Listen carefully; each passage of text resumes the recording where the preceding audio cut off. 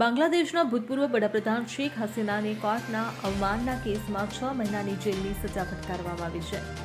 The Dhaka ટ્રિબ્યુનના અહેવાલ મુજબ ન્યાયાધીશ મોહમ્મદ ગુલામ મુર્તુઝા મોજુમદારની અધ્યક્ષતા હેઠળની આંતરરાષ્ટ્રીય ક્રાઇમ ટ્રિબ્યુનલ 1ની 3 સભ્યોની બેન્ચ દ્વારા આ નિર્ણય આપવામાં આવ્યો છે.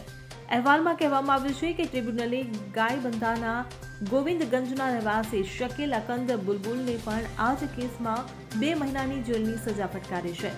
લગભગ 1 વર્ષ પહેલા દેશ છોડીને ભાગી ગયેલા આવામી લીગના નેતા શેખ હસીનાને કોઈ કેસમાં સજા ફટકારવામાં આવી હોય તેવું આ પહેલીવાર છે.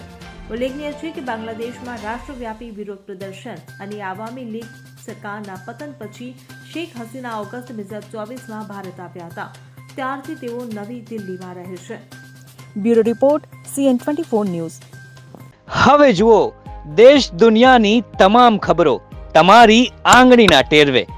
ઉઠાવો મોબાઈલ અને Google Play Store પરથી ડાઉનલોડ કરો અમારી CN24 ન્યૂઝ મોબાઈલ એપ.